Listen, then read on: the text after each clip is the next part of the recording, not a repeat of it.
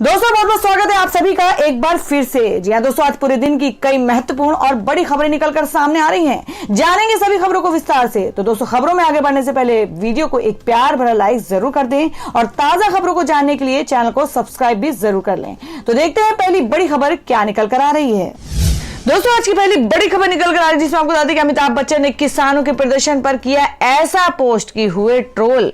Users बोले सीधे बताओ कि किस साइड हो। जी हां, आपको बता दें कि केंद्र सरकार द्वारा लाए गए 3 कृषि कानून के खिलाफ किसान लंबे समय से आंदोलन कर रहे हैं। 26 जनवरी को किसानों ने लाल किले पर विरोध स्वरूप अपना झंडा फहराया और जमकर बवाल किया। वहीं अब किसान आंदोलन को कई इंटरनेशनल हस्तियों का समर्थन मिल गया है। आपको बता दें कि रिहाना, मिया खलीफा, मीना हैरिस और ग्रेटा थनबर्ग जैसे विदेशी सेलिब्रिटीज के किसानों के समर्थन में ट्वीट करने पर तमाम बॉलीवुड हस्तियों ने मोदी सरकार के समर्थन में ट्वीट किया, जिनमें कंगना रनौत, लता मंगेशकर, सुनील शेट्टी, अक्षय कुमार, सचिन तेंदुलकर, अजय देवगन शामिल हैं। वहीं बॉलीवुड के बिग बी यानी अमिताभ बच्चन ने किसान आंदोलन को लेकर ऐसा ट्वीट किया कि वो यूजर्स के निशाने पर आ गए हैं। आपको बता दें कि और वो जमकर ट्रोल भी हो रहे हैं। जहां सभी भारतीय सेलिब्रिटीज ने किसान आंदोलन को भारत का आंतरिक मुद्दा बताया, वहीं अमिताभ बच्चन ने सीधे इससे संबंधित ट्वीट नहीं किया, बल्कि अमिताभ ने अजीब सा घुमा फिराकर ट्वीट किया है, जिसके बाद यूजर्स ने उन्हें ट्रोल कर रहे हैं और उनसे पूछ रहे हैं कि वो सीधे बताएं कि वो किसानों के समर्थन में हैं या सरकार के पक्ष में हैं। इतना ही नहीं, अमिताभ बच्चन के इस ट्वीट पर उनको लोग जमकर भला बुरा कह रहे हैं। हालांकि अमिताभ बच्चन ने ट्रोल होने पर कोई जवाब नहीं दिया है। आपको बता दें कि अमिताभ बच्चन ने ट्वीट करते हुए लिखा है कि तर्क का जवाब तो तर्क में दिया जा सकता है, पर विश्वास का जवाब तर्क के पास नहीं है। अमिताभ बच्चन के इस ट्वीट पर लोग उनसे कह रहे हैं कि वो सीधे शब्दों, हालांकि कुछ का ऐसा भी मानना है कि अमिताभ दबे शब्दों में सरकार का सपोर्ट कर रहे हैं। आपको बता दें कि समसामयिक मुद्दों पर जहां सेलिब्रिटीज अपना पक्ष रखते हैं, वहीं अमिताभ बच्चन चुप्पी साधे रहते हैं, जिस पर बिग बी आए दिन ट्रोल होते रहते हैं। जबकि अमिताभ बच्चन के लाखों फॉलोअर हैं और हमेशा उनके फॉलोअर उम्मीद करते हैं कि वो देश के ज्वलंत मुद्दों पर अपनी राय रखें। और दोस्तों, अगली खबर में आपको बता दें कि किसानों पर ट्वीट के बाद ग्रेटा थनबर्ग के खिलाफ दिल्ली में एफआईआर और यह है आरोप। जी हां, आपको बता दें कि पर्यावरण एवं जलवायु परिवर्तन के दिशा में काम करने वाली ग्रेटा थनबर्ग के खिलाफ दिल्ली पुलिस ने केस दर्ज किया है। स्वीडन की रहने वाली ग्रेटा के ट्वीट को लेकर दिल्ली पुलिस ने धारा 153A 120B के तहत एफआईआर दर्ज की है और उनके खिलाफ किसान आंदोलन पर भड़काऊ ट्वीट करने का आरोप है। कृषि कानून के विरोध में किसानों के प्रदर्शन को लेकर ग्रेटा थनबर्ग ने समर्थन जताया था। उनके बाद इंटरनेशनल पॉप सिंगर रिहाना ने भी ट्वीट किया था।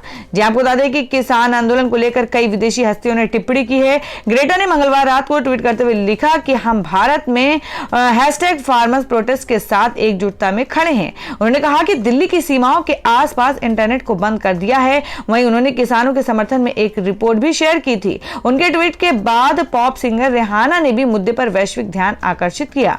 आपको बता दें कि ग्रेटा थनबर्ग अमेरिकी उपराष्ट्रपति कमला हैरिस की भांजी हैं। उन्होंने किसानों के समर्थन में किए गए ट्वीट के जरिए केंद्र सरकार पर सवाल खड़े किए हैं। इसके बाद अमेरिकी पॉप सिंगर रिहाना ने भी ट्वीट किया था, जिसमें उन्होंने किसान आंदोलन का समर्थन करते हुए इंटरनेट बैन की कड़ी निंदा की थी। भारतीय विदेश मंत्रालय ने इन ट्वीट को विदेशी प्रोपेगेंडा बताया था, जिसके बाद बॉलीवुड की कई बड़ी हस्तियों ने सरकार के पक्ष में ट्वीट करना शुरू कर दिया था। जी हाँ दोस्तों, में अगली खबर निकल कर आ रही है दिल्ली से। जी आपको बता दें जिसमें कि एलजी की बड़ी शक्तियां, मनीष सिसोदिया का आरोप, कहा पिछले दरवाजे से दिल्ली में शासन करना चाहती है बीजेपी। जी हम बात करें कि राष्ट्रीय राजधानी दिल्ली में उपराज्यपाल और मुख्यमंत्री के अधिकार को लेकर एक बार फिर केंद्र और दिल्ली सरकार में ठन गई है। दिल्ली में उपराज्यपाल की शक्तियां बढ़ाने को लेकर हाल ही में पास किए गए केंद्रीय कैबिनेट के बिल को लेकर आम आदमी पार्टी सरकार ने नाराजगी जताई है। इस बिल ने फिर से केंद्र बनाम राज्य की जंग को छेड़ दिया है। गुरुवार को इस मामले पर बोलते हुए दिल्ली के उप मुख्यमंत्री मनीष सिसोदिया ने आरोप लगाया कि भारतीय जनता पार्टी बीजेपी पिछले दरवाजे से राजधानी में शासन करना चाहती है। जी आपको बता दें कि संवाददाताओं से बात करते हुए मनीष सिसोदिया ने दावा किया कि केंद्र सरकार दिल्ली में जनता द्वारा चुनी गई सरकार के अधिकार छीनने का प्रयास कर रही है। मनीष सिसोदिया ने कहा कि केंद्र सरकार ने गोपनीय तरीके से दिल्ली के चुने हुए मुख्यमंत्री और मंत्रियों के अधिकार छीनकर एलजी को देने के लिए जीएनसीटीडी एक्ट एक्ट में बदलाव किया है। अब दिल्ली की चुनी हुई सरकार के बाद निर्णय लेने की शक्ति नहीं होगी। केंद्र सरकार का कदम लोकतंत्र की आत्मा और संविधान के भी खिलाफ है। सिसोदिया ने आगे कहा कि केंद्र सरकार ने गोपनीय तरीके से दिल्ली सरकार के अधिकार छीनकर एलजी को दे दिए हैं। केंद्र सरकार जीएनसीटीडी एक्ट में बदलाव कर दिल्ली की चुनी हुई सरकार के अधिकार कम किए। ये लोकतंत्र के खिलाफ है, संविधान के खिलाफ है। केंद्र सरकार ने संविधान और सुप्रीम कोर्ट की संवैधानिक पीठ के उलट जाते हुए फैसले लिया है कि दिल्ली के लोगों द्वारा चुनी गई सरकार के बावजूद एलजी के पास निर्णय लेने का अधिकार होगा। भाजपा पिछले दरवाजे से संविधान के खिलाफ जाकर दिल्ली की जनता पर शासन करना चाह रही है। और दोस्तों अगली खबर निकल कर आ रही है जिसमें कि इंटर पास अविवाहित लड़कियों को 25,000 और स्नातक पास को 50,000 की राशि नीतीश सरकार ने दी मंजूरी। जी आपको बता दें कि बिहार सरकार ने लड़कियों की पढ़ाई के लिए एक बड़ा कदम उठाया है। ये फैसला सीएम नीतीश कुमार की अध्यक्षता में राज्य मंत्रिपरिषद की बैठक में लिया गया। बीते मंगलवार को बिहार राज्य मंत्रिपरिषद ने मुख्यमंत्री कन्या उत्थान योजना के तहत उच्च शिक्षा को प्रेरित करने के लिए वित्त वर्ष 2021 और 22 से इंटर और स्नातक की परीक्षा पास करने वाली अविवाहित लड़कियों को क्रमशः 25 और 50,000 रुपए की आर्थिक सहायता देने के लिए मंजूरी दी। बैठक के बाद मंत्रिमंडल सचिवालय विभाग के प्रधान सचिव संजय कुमार ने बताया कि मंत्रिपरिषद ने शिक्षा विभाग के अंतर्गत सुशासन के कार्यक्रम 2020 और 25 के तहत उपयुक्त फैसला लिया गया है। तो दोस्तों खबरों में आगे बढ़ने से पहले जान लेते हैं आज के माइंड को उसके सवाल को। आज का सवाल है आपको बताना है कि केरल राज्य में बोली जाने वाली भाषा कौन सी है। इसका जवाब आपको वीडियो के नीचे कमेंट बॉक्स में देना है और सही जवाब देने वालों को रैंडमली सिलेक्ट किया जाएगा और वो जीत सकते हैं बम्पर पुरस्कार। तो बढ़ते अगली खबर की ओर। और दोस्तों में अगली खबर निकल कर आ रही जो कि पश्चिम बंगाल से है। जी आपको बता दें कि ममता बनर्जी का बड़ा हमला, कहा टीएमसी के गद्दारों के सहारे चुनाव जीतना चाहती बीजेपी। जी हम बात कर रहे हैं पश्चिम बंगाल में इसी साल विधानसभा चुनाव होने हैं। जैसे जैसे चुनाव की तारीखें नजदीक आ रही हैं, नेताओं के बीच जुबानी जंग तेज होती जा रही है। इसी क्रम में पश्चिम बंगाल की मुख्यमंत्री ममता बनर्जी ने भारतीय जनता पार्टी पर जमकर हमला बोला। उन्होंने कहा कि बीजेपी टीएमसी के कुछ गद्दारों को साथ लेकर बंगाल जीतने का फॉर्मूला इस्तेमाल कर रही है। जी आपको बता दें ममता ने आगे कहा कि जो लोग बीजेपी में जा रहे हैं उन्हें याद रखना चाहिए कि वे एक दंगाई पार्टी में जा रहे हैं। मैं बताना चाहती हूं कि ये सभी अवैध ढंग से कमाए पैसों को और खुद को सुरक्षित रखने के लिए इस तरह के कदम उठा रहे हैं। भाजपा में गए राज्य मंत्री राजीव बनर्जी का नाम लिए बगैर ममता बनर्जी ने कहा कि उनके कार्यकाल में वन विभाग में हुई वन सहायकों की नियुक्ति में धांधली हुई है। ऐसे ही भ्रष्ट नेता भाजपा में जा रहे हैं, इनकी दुकान चुनाव बाद बंद हो जाएगी। और दोस्तों में अगली खबर निकल कर आ रही है जो कि बैंक ऑफ बड़ौदा के करोड़ों खाता धारकों के लिए जरूरी खबर। आपको बता दें कि 1 मार्च से नहीं कर पाएंगे पैसों का लेन देन। जी हम बात करें कि सार्वजनिक क्षेत्र के बैंक ऑफ बड़ौदा खाता धारकों के लिए जरूरी सूचना जारी की है। बैंक के खाता धारकों के लिए आपको बता दें 1 मार्च से पहले एक जरूरी काम निपटा लेने की अपील की गई है, वरना 1 मार्च से उन्हें पैसे के लेन देन में मुश्किल होगी। दरअसल 1 मार्च से पुराने IFSC कोड काम नहीं करेंगे। ऐसे में अगर आपने अब तक अपना IFSC कोड चेंज नहीं करवाया तो बिना देर किए फौरन करवा लें।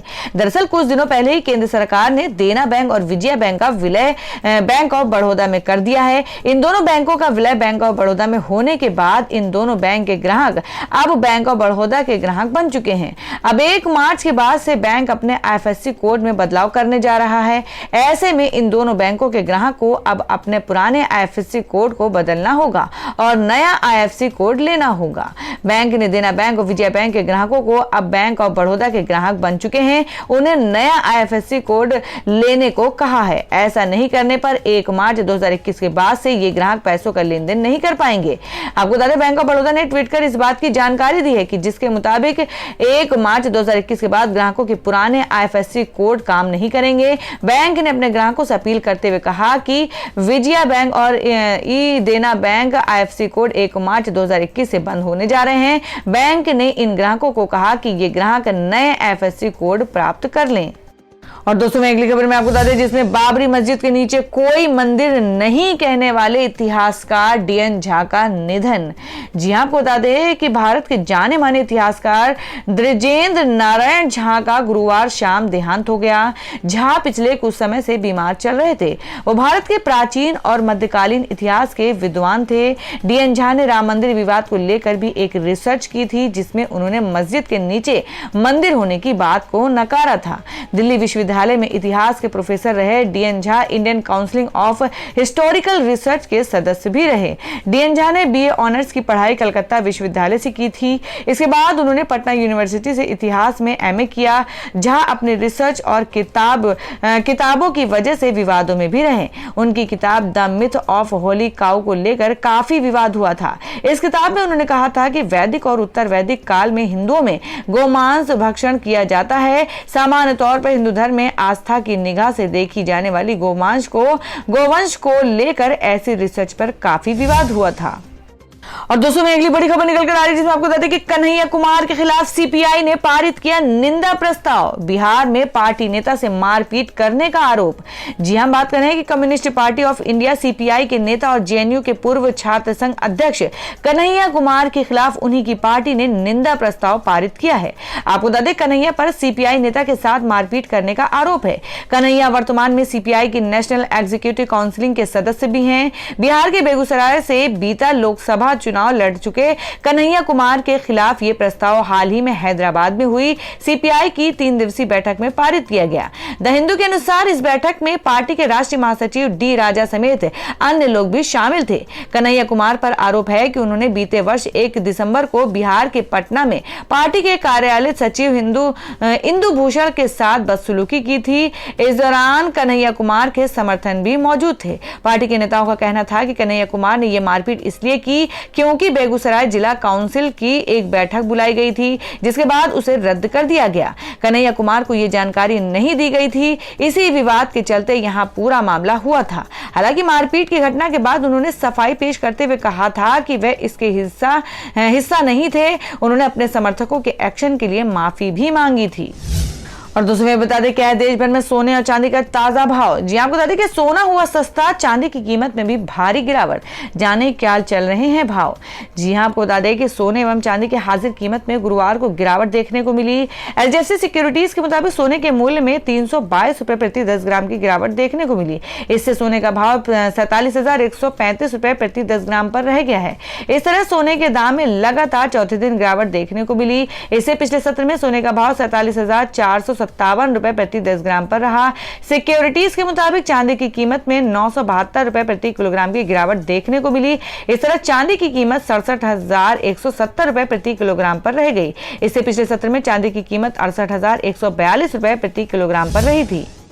और दोस्तों मैं अगली खबर में जान लेते हैं क्या है देश भर में मौसम के ताजा हालात। जी आपको बता दें कि दिल्ली में बारिश और पहाड़ों पर बर्फबारी ने बदला मौसम का मिजाज। इन क्षेत्रों में बारिश की संभावना। जी हम बात कर रहे हैं कि उत्तर भारत के पहाड़ों में हुई भारी बर्फबारी का असर मैदानी इलाकों में भी दिखाई देने लगा है। जहां हिमाचल में गुरुवार को रिकॉर्ड बर्फबारी हुई, वहीं कश्मीर में भी रुक रुक कर हिमपात का दौर जारी रहा। ऐसे में पश्चिमी विक्षोभ के प्रभाव से दिल्ली में फरवरी की पहली बारिश हुई। दिन भर रुक रुक कर हुई बारिश के बीच बादल भी खूब गरजे। तेज हवा के साथ हो रही बारिश के कारण शाम तक ठिठुरन भी एक बार फिर से महसूस होने लगी। शुक्रवार से न्यूनतम और अधिकतम तापमान में भी गिरावट आने की संभावना है। तो दोस्तों ये थी अब तक की सभी बड़ी खबरों की अपडेट्स। टुडे ब्रेकिंग न्यूज और लेटेस्ट खबरों को देखने के लिए हमारे चैनल को सब्सक्राइब जरूर कर लें। वीडियो को लाइक और शेयर भी जरूर कर दें अपने दोस्तों और रिलेटिव्स के साथ। तो दोस्तों फिर मिलेंगे काम की खबरों और सरकारी योजनाओं की एक और नई वीडियो के साथ। तब तक के लिए धन्यवाद दोस्तों।